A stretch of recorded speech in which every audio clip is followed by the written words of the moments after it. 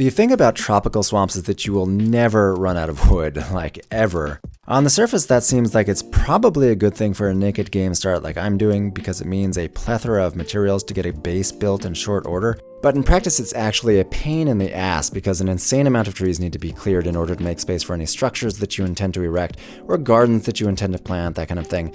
And that takes real time, not to mention that you're left with copious wood piles just laying all over the place that need to be hauled out of the way. But okay, that's a minor complaint. The main issues are really with things like terrain affordance and disease frequency. And as to the first thing, you don't tend to realize how important it is to be able to freely move around quickly on the map until you are in a location where it takes forever to get anywhere. Not even mentioning that poor ground conditions can be an impediment to building things. And it's not the end of the world, but it's definitely useful to turn on the terrain affordance overlay when choosing a place to settle. On the other hand, you might consider this a good thing because it does mean that raiding parties need to wade through all the swampland as well on their way to your base, but I'm not there yet in this playthrough, so I'm not going to discuss that. On diseases, these can really be crippling early on in the game, especially as there isn't any wild heal route here. Gutworms, for example, can be a real setback when you're living hand to mouth. Just subjectively, I really hate this one, because even if it doesn't get worse, it also doesn't go away without treatment, and technically you can treat it without medicine, by the way, but it just takes a hell of a long time. The other thing worth noting is the presence of hostile wildlife, like panthers, but at least on my map, they really don't seem overly aggressive.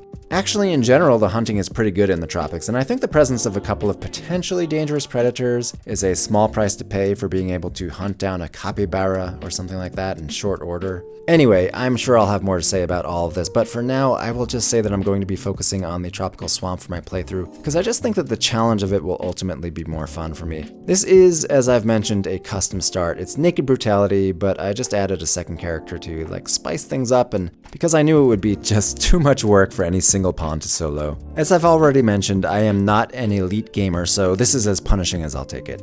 And with that said, I've got a sort of simple routine that I go through right at the beginning of the game. First of all, I put all of my characters on a schedule with only 6 hours of sleep and 12 hours of work, with some enforced recreation time in there. And it just seems to work better for me than letting the pawns decide how to spend their waking time on their own. Also, I go ahead and manually set work priorities in whatever way makes sense given the immediate needs, and it's definitely all hands on deck. If a pawn isn't actually incapable of doing something, then suffice to say they're going to be doing that thing. I also make sure that everybody is assigned to self-tend injuries and that I remove raw meat from their dietary allowance and just administrative stuff like that. And with that done, it's time to actually get down to the business of surviving, but I think I'll pick up on that next time. I've probably already bored you enough for one day.